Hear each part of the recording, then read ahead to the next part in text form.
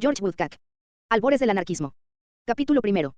Los historiadores anarquistas, particularmente Kropotkin, Netelau y Rocker, han querido encontrar antecedentes a sus propias convicciones entre una gran variedad de escritores y filósofos del pasado. Lao Tse, Zenón, La Boétie, Fenelón y Diderot figuran entre los predilectos en este sentido. Y Rabelais, por su parte en el delicioso y caballeresco libro en el que describe la abadía de Theleme, admite el valor del lema libertario haz lo que quieras. Movimientos religiosos enteros, tales como los de los anabaptistas, los hussistas, los Doukhobors y los esenios han sido injertados con ramas del ancestral árbol del anarquismo, y el tolstoyano francés Le Chartier no ha sido el único en afirmar que el verdadero fundador del anarquismo fue Jesucristo y la primera sociedad anarquista fue la de los apóstoles. Yo creo que la búsqueda de los antecesores del anarquismo se obstaculiza por cierta confusión existente entre algunas actitudes que radican en el núcleo mismo del anarquismo a la par que en otros credos, fe en la honradez esencial del hombre, deseo de libertad individual, rebeldía ante la dominación, que se identifican corrientemente con el anarquismo considerado como movimiento, que aparece en cierta época de la historia, con teorías específicas y métodos y objetivos propios. El núcleo que constituye esas actitudes puede encontrarse retrocediendo en la historia por lo menos, hasta los antiguos griegos. Pero el anarquismo como tendencia desarrollada, articulada y claramente identificable, aparece solamente en la era moderna de las revoluciones conscientes sociales y políticas. El anarquismo, de hecho, es una doctrina político-social con un específico objetivo encaminado a cambiar la sociedad, pasando de una forma de administración autoritaria a una administración libertaria. Esto significa que no puede aceptarse lógicamente como anarquismo cualquier filosofía moral que pretenda un automejoramiento individual, aunque sus defensores, como algunos de los estoicos, puedan aconsejar para el bien propio el abstenerse de ejercer la autoridad. Ni se puede reconocer como anarquista un movimiento, en principio religioso, que establezca una comunidad de bienes y una igualdad de derechos como normas de vida, pero con el fin de salvar las almas en el otro mundo. Es verdad que el anarquismo tiene una fuerza moral e incluso un elemento casi religioso, pero solamente la combinación de este elemento con una clara visión social da al movimiento anarquista su especial carácter y su dinamismo peculiar. La combinación de la moral y la visión social en términos de una crítica radical de la sociedad comienza a surgir, de una forma perceptiblemente anárquica, aproximadamente después del colapso de la Edad Media y la quiebra concurrente de la cristiandad medieval y el orden social del feudalismo. Esta doble quiebra había de conducir, por una parte, al surgimiento del nacionalismo y del moderno Estado centralizado, pero, por la otra, al nacimiento de un impulso revolucionario que desde el principio empezó a desarrollar en su seno las corrientes autoritarias y libertarias cuya división maduró durante el siglo XIX en el conflicto entre el comunismo marxista y el anarquismo. Al mismo tiempo que la gran disolución de la sociedad medieval tomó aspectos eclesiásticos, sociales y políticos que son difíciles de esclarecer, los movimientos insurgentes retuvieron también, por lo menos hasta el fin del siglo XVII, algo de ese triple aspecto. La crítica extrema de la vida social y política de la sociedad durante el Renacimiento y la Reforma no fue impulsada y divulgada solo por los ateos y los agnósticos de aquel tiempo, que habían de encontrarse generalmente entre las clases cultas superiores, sino más bien por los fundamentalmente disidentes religiosos, que criticaban lo mismo a la Iglesia que al sistema de autoridad y propiedad privada de la época, basándose en una interpretación literal de la Biblia. En muchas de sus demandas iba implícito el deseo de un retorno a la justicia natural del jardín del Edén. Cuando el malaventurado sacerdote Juan Bol recitaba en su tiempo la famosa copla. Cuando Adán cavaba y Eva hilarla. ¿Quién era entonces el noble? Era sintomático el ansia demostrada por una perdida sencillez cuyo eco, 3 siglos más tarde, se percibía en los panfletos que Gerard Winstanley y los Diggers hacían circular durante la Commonwealth. Las demandas de los campesinos que se rebelaron en Inglaterra durante el siglo XIV y los que se rebelaron en Alemania en los primeros años del siglo XVII, no eran en sí mismas revolucionarias. Los descontentos querían que terminaran ciertas imposiciones de la clerecía y los señores, la destrucción total de la servidumbre, oprobiosa institución ya moribunda, y solamente algunos dirigentes fueron más allá de estas simples demandas reformistas. Una confianza en el sistema feudal, curiosamente cándida, por lo menos en algunos aspectos, se demuestra por la fe que los campesinos ingleses pusieron en la palabra del rey aún después del asesinato de Bat Tyler en 1381. Hay un curioso paralelo entre la actitud de aquellos campesinos y la de los incautos rusos que marcharon tras el padre Gapone hacia el Palacio de Invierno en el año 1905 con la esperanza trágicamente ingenua de encontrar, no el plomo que les esperaba, sino la compasión comprensiva del zar, aquel simbólico padre de su mundo semifeudal. Pero entre los dirigentes de las dos revueltas, la inglesa y la alemana, ya aparecen los primeros signos de la crítica de una sociedad dividida en clases y unos anhelos cuya finalidad sería el anarquismo. El fragmento del discurso de Juan Bol que Froissart ha conservado, casi todos conocemos las opiniones de aquel hombre fascinante cuya tempestuosa presencia emerge casi sola de la oscuridad medieval, ataca tanto la propiedad privada como la autoridad y advierte el eslabón inquebrantable que les une, cuyas complicaciones habrían de señalar en un desarrollo teórico admirable los socialistas del siglo XIX. Las cosas no pueden ir bien en Inglaterra ni irán nunca hasta que todos los bienes sean poseídos en común y no haya siervos ni señores y todos seamos iguales porque razón ellos, a quienes llamamos señores, obtienen lo mejor de nosotros, porque lo merecen, porque nos tienen esclavos. Si todos descendemos de un padre y una madre, Adán y Eva, ¿cómo pueden sostener o probar que ellos son dueños más legítimos que nosotros? Excepto acaso porque ellos nos hacen trabajar y producir a nosotros para gastarlo ellos. Ellos visten de armiño, pieles y terciopelo y nosotros de basto lino. Ellos tienen vinos, especias y buen pan, mientras que nosotros solo conseguimos pan de centeno, residuos, paja y agua. Ellos tienen magníficas residencias y nosotros las fatigas del trabajo y debemos afrontar la lluvia y el viento en los campos. Y es de nosotros, de nuestro trabajo de donde obtienen los medios para mantener su pompa. Y aún nos llaman siervos y están siempre listos para batirnos si no cumplimos sus órdenes. Bol denuncia la propiedad privada y pide la igualdad, pero no parece rechazar completamente el gobierno como tal. Durante mucho tiempo observamos aspiraciones a un comunismo igualitario nacido dentro de lo que es aún el armazón autoritario. En el primer bosquejo literario de una sociedad igualitaria ideal, La Utopía, de Tomás Moro 1513, esta sociedad es gobernada por una autoridad complicadamente elegida e impone a sus componentes reglas de conducta extraordinariamente estrictas. Y aunque se han hecho esfuerzos por descubrir elementos libertarios en la revuelta de los campesinos alemanes conducida por Tomás Manser, y en la comuna de los anabaptistas de Münster, la práctica de esos movimientos parece desconocer en cada caso actitudes francamente antiautoritarias sugeridas por las declaraciones de sus dirigentes. Münster combatió la autoridad, pero no hizo sugerencias concretas referentes a una sociedad que pudiera prescindir de ella, y cuando intentó establecer su comuna ideal en Mulhausen, nada apareció evidentemente que pueda considerarse como una sociedad anarquista. Engels resumió la situación muy claramente en la Guerra de los Campesinos en Alemania. En realidad Mulhausen permaneció como una ciudad imperial republicana con una constitución un tanto democrática, con un senado elegido por sufragio universal y bajo control de un fórum y proveyendo de alimentos a los pobres de manera inmediata. El cambio social, que tanto aterrorizó a las contemporáneas clases medias protestantes, en realidad nunca fue más allá de un intento prematuro débil e inconsciente de establecer una sociedad burguesa de la última época.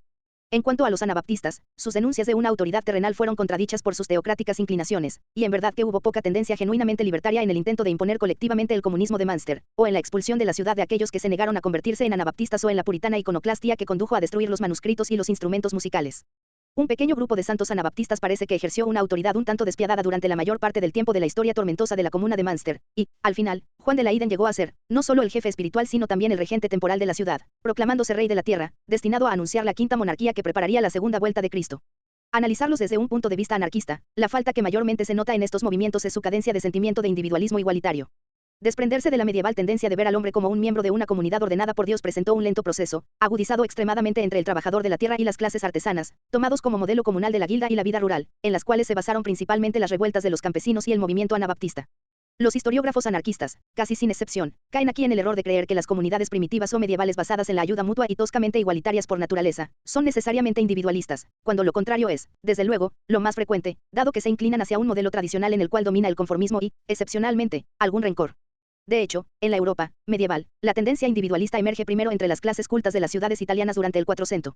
Aparece como un culto a la personalidad, lo cual no tiene nada que ver con las ideas de reforma social, y en este aspecto más bien conduce al orgullo despótico que al deseo de las diversas realizaciones realmente sociales de los sabios humanistas. Pero, no obstante, ello crea un nuevo interés hacia el hombre, considerado antes corno individuo que como mero miembro de un orden social determinado.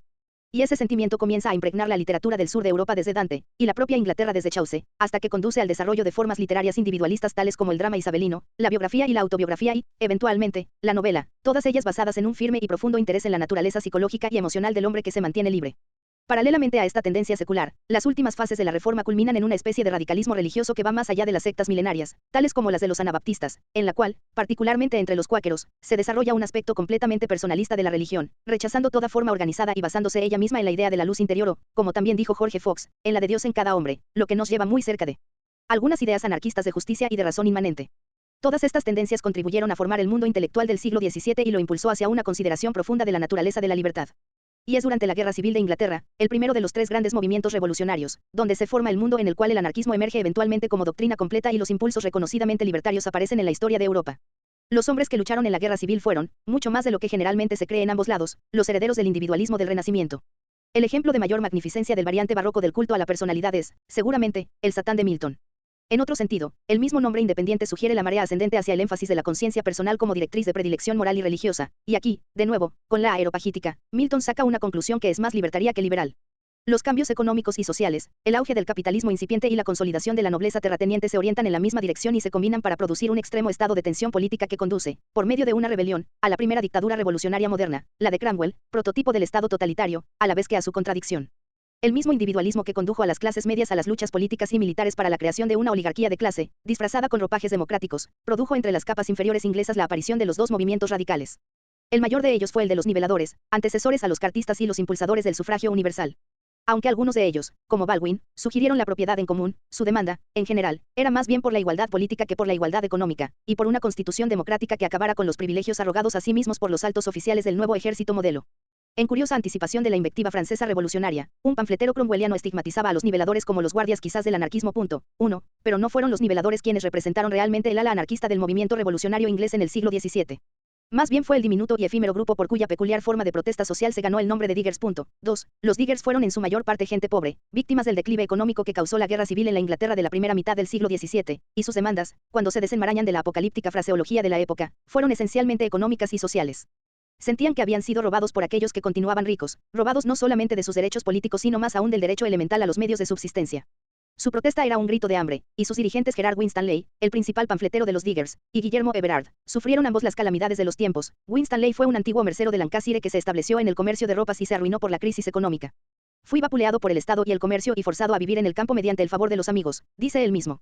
Everard fue un viejo soldado de la guerra civil expulsado del ejército por distribuir propaganda de los niveladores. Los Diggers empezaron a teorizar en 1648 y entraron en acción en 1649. El primer panfleto de Winstanley, La verdad levantando la cabeza sobre los escándalos, estableció la base filosófica del movimiento como racionalista. Dios, según Winstanley, no es otra cosa que el espíritu incomprensible, la razón. ¿Dónde reside la razón?, se pregunta él, y contesta, reside en el fondo de toda criatura de acuerdo a la naturaleza y modo de ser de la criatura misma, pero supremamente en el hombre. Por lo tanto, el hombre es una criatura racional. Y añade, anticipándose a Tolstoy, esto es el reino de Dios dentro del hombre. De esta concepción casi panteísta de Dios como razón inmanente, se desprende una teoría de conducta que sugiere, como las teorías de los anarquistas de los últimos tiempos, que si el hombre actúa de acuerdo con su propia naturaleza racional cumplirá con su deber como ente social. Que la razón gobierne al hombre y éste no se atreverá a abusar de sus congéneres, sino que se conducirá con ellos como se conduciría para consigo mismo. Porque la razón le dice, si tu vecino está hambriento y desnudo hoy, aliméntale y vístele, mañana puedes encontrarte tú en la situación en que él se encuentra hoy, y, entonces, él estará dispuesto a ayudarte a ti. Literalmente, esto es casi cristianismo, pero se acerca mucho al concepto kropotkiniano sobre la ayuda mutua, y en su más importante y radical panfleto, La nueva ley de rectitud, Winstanley se destaca con una serie de conceptos que refuerzan nuestra opinión sobre la esencia anarquista de su pensamiento. Equiparando a Cristo con la libertad universal, empieza a comprobar la naturaleza corruptora de la autoridad, y aquí es interesante ver cuán profundo y ampliamente demoledor es su ataque, porque, contrariamente a la mayor parte de sus conciudadanos, critica, no solamente el poder político, sino también el poder económico del amo sobre el criado, el poder familiar del padre sobre el hijo y del esposo sobre la mujer. Todo el que tiene una autoridad en sus manos tiraniza a los otros, muchos. Maridos, padres, patronos, magistrados, viven como señores opresores de la carne de aquellos que están bajo su férula, sin querer saber que sus esposas, hijos, sirvientes, súbditos, son criaturas de su misma sangre y tienen el mismo privilegio de participar con ellos en las bendiciones de la libertad. Pero el igual privilegio a participar en las bendiciones de la libertad no es un privilegio abstracto, su conquista va ligada a los ataques al derecho de propiedad. Y aquí Winstanley es muy enfático demostrando el lazo indestructible que une el poder político y el poder económico. Y que digan todos los hombres lo que quieran, arguye, mientras ejerzan el mando y llamen suya la tierra usurpando esta propiedad tuya y mía, el pueblo llano no tendrá nunca libertad, ni la tierra estará nunca libre de calamidades, lamentos y opresiones. Por esta razón el creador de todas las cosas es provocado continuamente. Si la crítica que hace Winstanley de la sociedad según la ve él en este punto crucial de su evolución ideológica termina por una repulsa anarquista de la autoridad y de la propiedad, es interesante ver cómo en la clara visión que tiene de la sociedad igualitaria que quiere crear, son expuestos anticipadamente, uno por uno, los aspectos ideales que vislumbraron 2 siglos más tarde los anarquistas. Cuando esta ley de equidad se despierte en cada hombre y mujer, dice, cuando nadie se atribuya el derecho de decir a ninguna criatura, esto es tuyo y esto es mío, este es mi trabajo y este el tuyo, sino que cada cual y todos pongan sus manos en el cultivo de la tierra y crianza del ganado, entonces los dones de la tierra serán comunes para todos.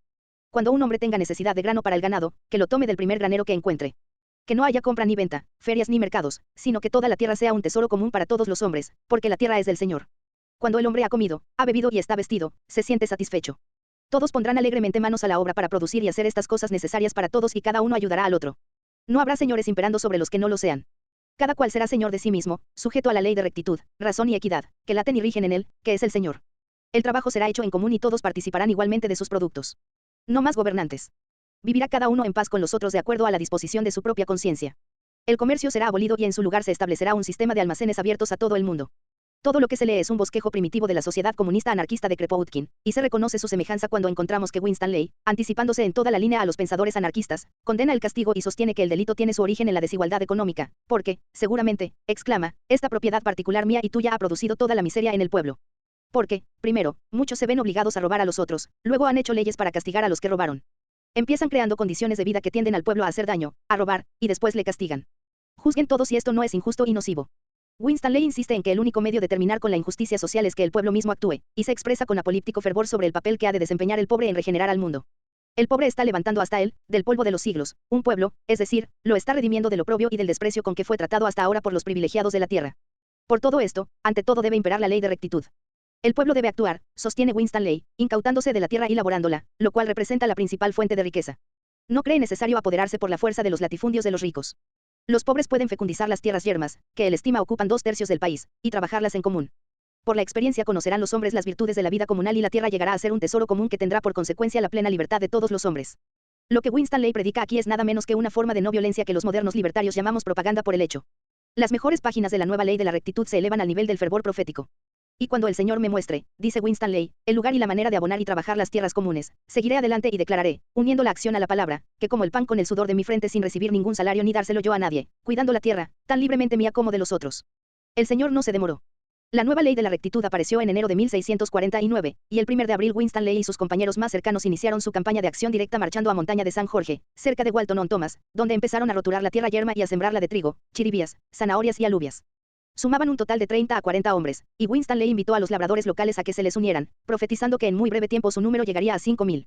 Pero parece que los diggers lograron pocas simpatías entre los vecinos pobres y sí una gran hostilidad entre la clerecía y los terratenientes locales. Fueron combatirlos por rufianes a sueldo y mutilados por los magistrados. Su ganado fue dispersado, los semilleros arrancados y las humildes barracas donde intentaron vivir fueron quemadas y arrasadas. Fueron llevados a comparecer ante el general Fairfax, quien fracasó en el intento de intimidarlos. Se enviaron tropas de soldados a investigarles, pero fueron retiradas más tarde, posiblemente porque algunos de ellos demostraron evidente interés por las doctrinas de los diggers. Durante todos estos meses difíciles Winstanley y sus partidarios eludieron el ser llevados hasta la violencia, que aborrecían. Sus panfletos aparecieron uno tras otro durante 1649, llenos de quejas correctamente expuestas contra un mundo que se negaba a reconocerlos, y enviaron apóstoles a las comarcas vecinas, con algún éxito, evidentemente, toda vez que algunos grupos de indigentes intentaron ocupar en varios lugares las tierras no cultivadas del home counties y hasta más lejos, a través del campo, como en Gloucestershire. Pero la resistencia de los diggers no era suficiente contra la implacable campaña de persecuciones. En marzo de 1650 abandonaron Montaña de San Jorge y, después de un fracasado intento de establecerse en un terreno comunal del cual fueron expulsados, por una turba dirigida por el vicario local, abandonaron definitivamente su intento de ganar a Inglaterra para el comunismo agrario por el poder del ejemplo. Las otras colonias parece que tuvieron una vida aún más corta y los diggers, como movimiento, desaparecieron de la escena revolucionaria hacia el verano de 1650. El movimiento digger no dejó herencia ninguna en los movimientos sociales y políticos posteriores, si se exceptúa a los cuáqueros, donde algunos militantes diggers se refugiaron. Solo hasta el siglo XIX se reconoció la importancia que tuvo Winstanley como precursor de las ideologías sociales modernas. Por el vigor de sus ideas comunistas, algunos marxistas, como Eduardo Bernstein, han tratado de presentarlo como antecesor del marxismo, pero no hay nada en Winstanley ni en el paraíso campesino soñado y descrito por él en la nueva ley de la rectitud que pueda calificarse de marxista. Su comunismo es completamente libertario, y, asilado y sin ninguna influencia, como fue el esfuerzo de Winstanley y sus compañeros por seguir practicando sus principios cultivando Montaña San Jorge, este se cimenta en el principio genuina y tradicionalmente libertario de la acción directa. Capítulo 2. Parece que no ha habido incidente o movimiento en la Revolución Francesa o en la Americana que presente un esbozo tan profético del futuro pensamiento anarquista como el que los diggers crearon en 1648 y 1649. Durante el siglo XIX, Estados Unidos y Francia fueron ricos en variedades de teorías y acciones anarquistas, pero las manifestaciones del pensamiento libertario que aparecieron durante las grandes revoluciones del siglo XVIII fueron inconsistentes e incompletas. Algunos escritores han visto atisbos anarquistas en la democracia, la de Thomas Jefferson, pero mientras él y algunos de sus seguidores, como Joel Barlow e incluso Aaron Burr, admiraron el libro de Godwin Investigación acerca de la justicia política, hay bien poca evidencia en los escritos de Jefferson de que aceptara completamente los puntos de vista expuestos por Godwin y de que fuera nunca algo más que un oponente al excesivo gobierno. Cuando hizo su famosa afirmación de que el mejor gobierno es el que gobierna menos, no rechazaba completamente la autoridad. Al contrario, pensó que la autoridad podría ser menos nociva si el pueblo participaba en las funciones de esa misma autoridad. Los pueblos deben participar en la influencia sobre el gobierno, sostiene. Si cada individuo componente de la masa popular participa en la autoridad básica, el gobierno se sentirá seguro, porque la corrupción de la masa total agotará las fuentes de riqueza particulares. De pasajes como estos se deduce claramente que Jefferson, quien difícilmente pudo prever que los modernos métodos de publicidad serían mucho más corruptores que cualquier otro procedimiento de soborno conocido en la historia, pugnaba por una sociedad a base del sufragio universal en la cual el pueblo sería el propio gobernante en tanto cuanto fuera posible, lo que es una concepción tan opuesta a las ideas anarquistas como cualquier otra concepción autoritaria. Y aunque él hablaba también de una pequeña rebelión de vez en cuando como una buena cosa tan necesaria para el mundo político como las tormentas lo son para el mundo físico, evidentemente que él veía estas pequeñas rebeliones más como un correctivo político que como una fuerza revolucionaria, como lo demuestra al decir, eso impide la degeneración del gobierno y mantiene una atención constante a los negocios públicos. Evidentemente, toda la carrera de Jefferson como presidente expansionista, como noble poseedor de esclavos en Virginia, como jefe político fiel a los compromisos, refuerzan el sentido autoritario de sus escritos y rechazan toda pretensión de adjudicarle un sitio en el panteón de los precursores del anarquismo. Una pretensión mucho más fundamentada sería el adjudicar un puesto en la tradición libertaria a Thomas Paine, cuya vida le convirtió en un símbolo de los ideales comunes que ligaron los movimientos revolucionarios ingleses, franceses y americanos de finales del siglo XVIII. La extrema desconfianza de Paine en todas las formas de gobierno debió influenciar indudablemente a Godwin, con quien asoció sus actividades durante los años cruciales de 1789 a 1792, y las discusiones habidas entre ambos sobre los males del gobierno y las citas subsecuentes formaron el meollo del material de justicia política, que fue la primera gran crítica anarquista del orden social imperante. Paine fue uno de aquellos que pensaron que el gobierno es una necesidad muy desagradable que soportamos por la corrupción de la inocencia original del hombre. En el preciso momento de estallar la Guerra Americana de Independencia, en el histórico panfleto titulado Sentido Común, hizo una distinción entre sociedad y gobierno que lo acercó mucho al punto de vista establecido últimamente por Godwin. Algunos escritores han confundido de tal forma a la sociedad con el gobierno que han llegado a identificarlos completamente, y lo cierto es que no solamente son diferentes, sino que tienen distinto origen. La sociedad existe por nuestras necesidades, y el gobierno por nuestra perversidad. La primera favorece positivamente nuestra felicidad, uniendo nuestros afectos, el último negativamente, restringiendo nuestros defectos. Una anima nuestras relaciones mutuas, el otro crea distinciones. Aquella nos protege, este nos castiga. La sociedad es una bendición en cualquier estado, pero el gobierno, aun en su mejor estado, no es sino un mal necesario, en su peor estado es un mal intolerable, porque cuando sufrimos o estamos expuestos, por causa del gobierno, a las mismas miserias que podemos esperar en un país sin gobierno, nuestra calamidad se nos hace mayor pensando que nosotros mismos proveeremos los medios para que se nos haga sufrir. El gobierno, como el vestido, es la señal de la inocencia perdida. Los palacios de los reyes están construidos sobre las glorietas del paraíso. En Paine, la desconfianza en el gobierno fue persistente, probablemente que esas desconfianzas aumentaron por las dificultades que encontró incluso con gobiernos revolucionarios, dedicó a su personal honradez. 16 años más tarde, en Los derechos del hombre, opone a las reivindicaciones del gobierno la influencia benéfica de los impulsos instintivos naturales y sociales que sirvieron más tarde a Kropotkin para escribir su apoyo mutuo. Gran parte de aquel orden que reina en el género humano, arguye, no es efecto del gobierno. Tiene su origen en los principios propios de la sociedad y en la constitución natural del hombre. Existió con anterioridad al gobierno y existiría si fuera abolida la formalidad del gobierno. La dependencia mutua y el interés recíproco que el hombre tiene sobre el hombre y cada una de las partes de la comunidad civilizada sobre las demás crea la gran cadena que las conecta y las mantiene firmemente unidas. El terrateniente, el labrador, el manufacturero, el mercader, el comerciante y toda ocupación prosperan por la ayuda que cada una recibe de la otra y del conjunto. El interés común regula sus empresas y forma sus leyes y reglamentos, y las leyes que el uso común establece tienen una influencia mucho mayor que las leyes establecidas por el gobierno. En la misma obra, como lo hiciera Godwin en la suya, habla del gobierno como una rémora a la natural propensión a la sociedad, y siempre con palabras que nos recuerdan la introducción de investigación acerca de la justicia política afirma que cuanto más perfecta es una civilización, menos propicia es para tener un gobierno, porque cuanto más se debilita o se inhibe aquella regula sus propios asuntos y se gobierna a sí misma. Aquí tenemos el mismo punto de vista que ya hemos visto que caracteriza al anarquista típico, insiste en lo pernicioso de la situación con un presente dominado por el gobierno, mira con nostalgia hacia atrás añorando la edad de oro del paraíso perdido de primitiva inocencia y se adelanta a profetizar un futuro cuya sencillez civilizada reconstruirá la edad de oro de la libertad. En temperamento e ideales, Paine se acercó mucho a los anarquistas. Solamente su falta de optimismo en un futuro inmediato y previsible le impidió ser uno de ellos. La falta de expresiones originales del anarquismo en la Revolución Americana es debida quizá a la ausencia de divisiones internas que separaran a los diggers de los graneles en la Revolución Inglesa. Durante la Guerra de la Independencia tales divisiones fueron enmascaradas en gran parte por la urgencia de liberarse de la opresión interior, y solo se hicieron evidentes durante el siglo XIX. De otro modo ocurrió en la Revolución Francesa, donde el choque entre las corrientes autoritarias y libertarias fue violento. Por aquel tiempo estaba fuera de lugar el encuentro entre los socialistas libertarios y los autoritarios que aconteció en el siglo XIX. Los antecesores de las dos fracciones fueron derrotados en las luchas separadas que sostuvieron contra la autoridad establecida por las triunfantes facciones burguesas. Primero, los enrajes acaudillados por Jaime Roux fueron aplastados por los jacobinos, aunque no fueran completamente eliminados. Luego Babeuf y sus compañeros en la conspiración de los iguales a quienes los marxistas llaman con toda justeza sus precursores, fueron destruidos por el directorio de 1797.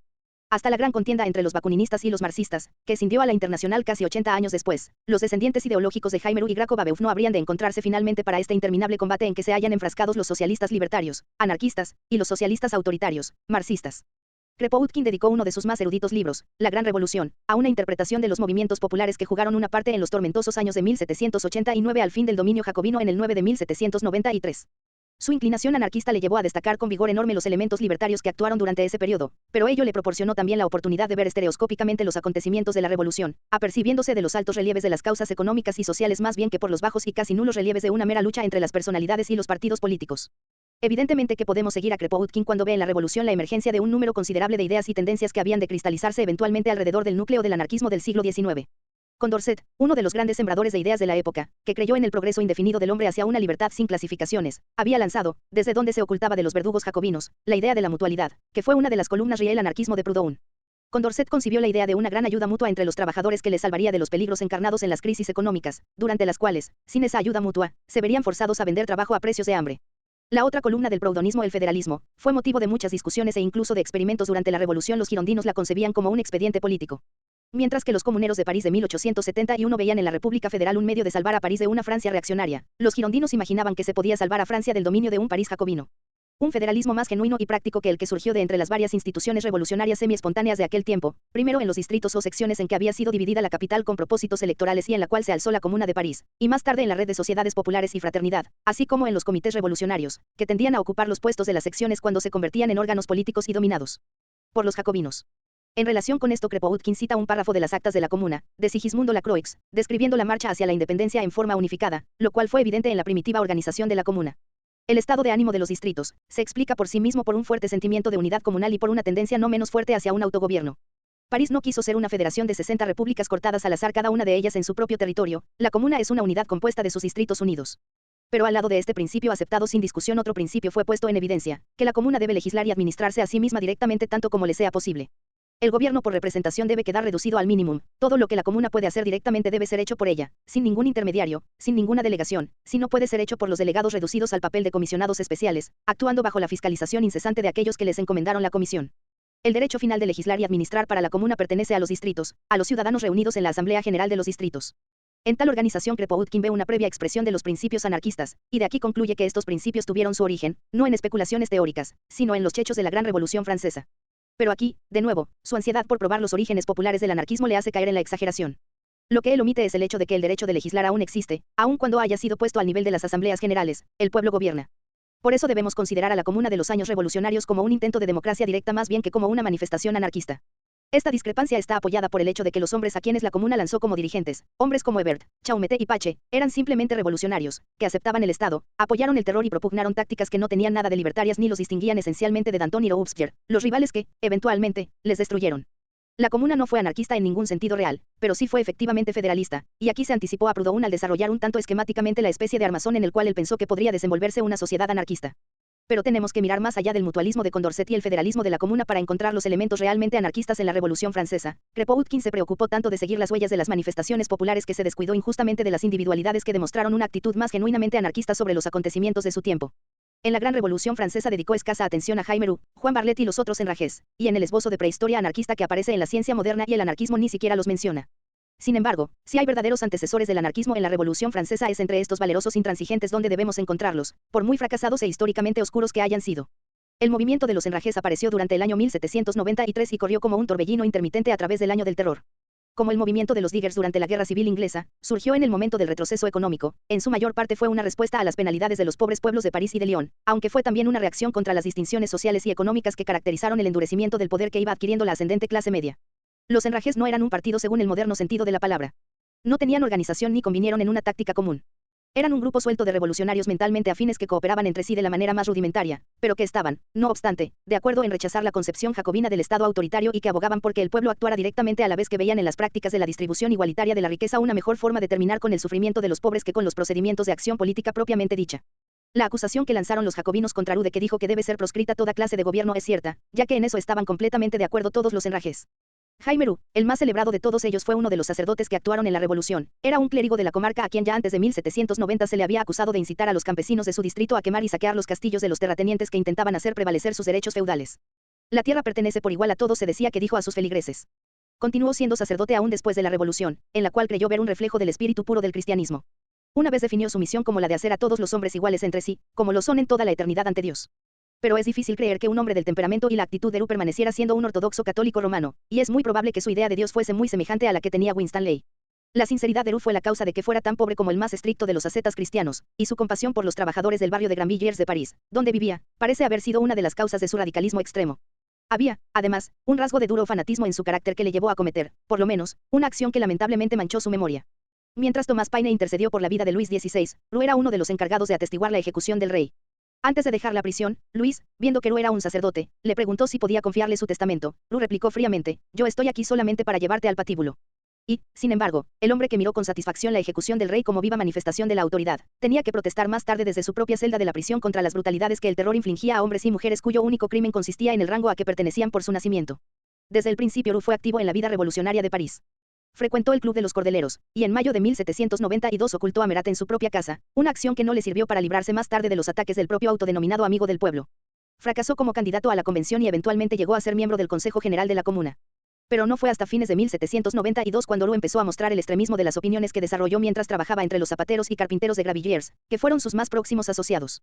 El fracaso de la revolución en satisfacer las demandas que él le había hecho durante su primer año pesaba mucho en su mente, y pronunció un discurso por entonces en el cual expresó por primera vez sus tendencias anarquistas, declarando que el despotismo senatorial es tan terrible como el cetro de los reyes, porque condena al pueblo sin que él se dé cuenta de ello, le hace víctima de brutalidades y le subyuga con leyes que ellos mismos se suponen que han hecho. Durante las turbulentas semanas que siguieron, cuando los peticionarios aparecieron en el foro de la convención en demanda del control de precios y el pobre pueblo de Grandvilliers se amotinó contra los tenderos, Roux los defendió y hasta jugó un papel importante en la incitación de la revuelta. Fue durante marzo de 1793 cuando Roux, cuya notoriedad iba en aumento, se le unió un joven orador revolucionario, Juan Barlet. Como Roux, Barlet era un hombre culto. Venía de buena familia, había estudiado en el colegio de Harcourt, y al surgir la revolución tenía una modesta renta privada así como también un puesto en el servicio civil. La revolución lo llenó de entusiasmo desinteresado, de esa especie de entusiasmo que puede tornarse en amargura cuando se frustran las esperanzas. Llegó a ser un orador popular, entonces, en marzo de 1793, se destacó iniciando los primeros ataques a los girondinos. Pero de la misma manera como detrás de la agitación sobre los precios que promovía Ru quedaba la idea de una posesión común de la propiedad, así, tras los ataques de Barlet al grupo más conservador de la convención quedaba una condenación general a la idea de gobierno por representación. En cada caso los jacobinos, comprobando el clamor popular de las demandas de los enrajes, se aprovecharían de ellos para utilizarlos para sus propios propósitos políticos. Aunque no hay evidencia de que Barlet y Ru hubieran colaborado previamente, efectivamente, hay algunas razones para creer que estos dos populares agitadores se recelaban mutuamente. En junio de 1793 se reunieron con el fin de promover una nueva agitación contra el costo de la vida, y Ru pronunció una serie de discursos en los cuales no solamente denunció la estructura de clase que la revolución permitió sobrevivir, que es la libertad cuando una clase de hombres mata de hambre a otra clase, sino que sugirió también que la ley protege la explotación, la cual prospera a su sombra. Porque no confiaba en los legisladores, pidió que la condena de los agiotistas se escribiese en la Constitución de tal modo que no pudieran anularla los gobiernos con su intromisión. La agitación de los enrajes continuó a todo lo largo del año 1793. Se unieron a ellos Teófilo Leclerc, de Lyon, y la belleza y culta actriz Claire de Lecoun con su organización de mujeres, la Sociedad de Republicanas Revolucionarias. Al mismo tiempo la hostilidad de los jacobinos se estrechaba en torno a ellos, particularmente cuando sus voces se alzaban contra el terror organizarlo por el Estado. Los discursos de los enrajes y sus efímeros periódicos El Publicista, Deru y El Amigo del Pueblo, le parecían a Robespierre tan antigubernamentales como nos parecen a nosotros hoy y no tuvo intención de tolerar indefinidamente una tal propaganda.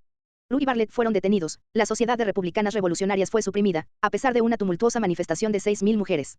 Ru fue llevado ante el Tribunal Revolucionario, y, convencido de que su muerte era inevitable, se burló de la guillotina suicidándose penosamente. No me quejo del tribunal, dijo antes de morir, ha actuado de acuerdo con la ley. Pero yo he actuado de acuerdo con mi libertad. Morir colocando la libertad por sobre la ley fue la muerte de un anarquista. Aún fue reservado a Barlet, que sobrevivió al terror, establecer explícitamente las conclusiones anarquistas deducidas del movimiento de los enrajes sobrevivientes. Barlet fue testigo de la subsecuente tiranía del directorio, y lleno de ira publicó lo que debe considerarse como el primer manifiesto anarquista aparecido en la Europa continental. Su propio título era Explosión y en la portada lleva un grabado mostrando nubes de humo y llamas despedidas de una estructura clásica que estaba ardiendo, y sobre el grabado este epitafio: perezca el gobierno revolucionario antes que un principio. Enjuiciando los años de la revolución, Barlet declara que el despotismo ha pasado de los palacios de los reyes al círculo del comité. No es el manto real ni el cetro, ni la corona por lo que se hacen odiar los reyes, sino por la ambición y la tiranía. En mi país solamente ha habido un cambio en los hábitos. ¿Por qué razón?, pregunta Barlet, un gobierno revolucionario habla de convertirse de este modo en una tiranía como el poder de un rey. En parte, replicaba, porque la intoxicación del poder hace desear a los hombres tenerlo siempre en las manos. Pero en esta cuestión hay algo más que la simple debilidad de los hombres, hay una contradicción dentro de la misma institución del gobierno. ¡Qué monstruosidad, qué pieza maestra de maquiavelismo es de hecho este gobierno revolucionario! Para cualquier ser razonable, gobierno y revolución son incompatibles, a menos, en último caso, que el pueblo quiera constituir los órganos del poder en insurrección contra ellos mismos, lo cual es demasiado absurdo para creerlo. Aquí, al final justamente de su movimiento, el último de los enrajes aclara sus implicaciones. Es instructivo observar cuán tardíamente estos primeros libertarios franceses llegaron a rechazar abiertamente el gobierno. Aún comparándolos con Winstanley, es notable su falta de un programa definido o filosofía. Pero es que su tiempo fue breve, algunos tumultuosos meses de acción, y trabajaron demasiado cerca del centro de la revolución que ellos mismos ayudaron a desencadenar, para que sus ideas cristalizaran con precisión en tal periodo. Winstanley fue capaz de estar al margen de los acontecimientos y formular sus teorías tanto como sus conocimientos se lo permitieron, y entonces proceder a la acción con una filosofía que le inspirarían sus hechos. A fin de cuentas, la Revolución Francesa no fue tan improductiva de pensamiento anarquista como puede parecer por esta relación. En el mismo año que Juan Barlet publicaba su exposición, Guillermo Godwin publicaba en Inglaterra el primer gran tratado de los males de gobierno, y también la primera amplia declaración de los principios del anarquismo, investigación acerca de la justicia política. Y es dudoso que investigación acerca de la justicia política hubiera sido concebida si la Revolución Francesa no hubiera ocurrido cuando ocurrió.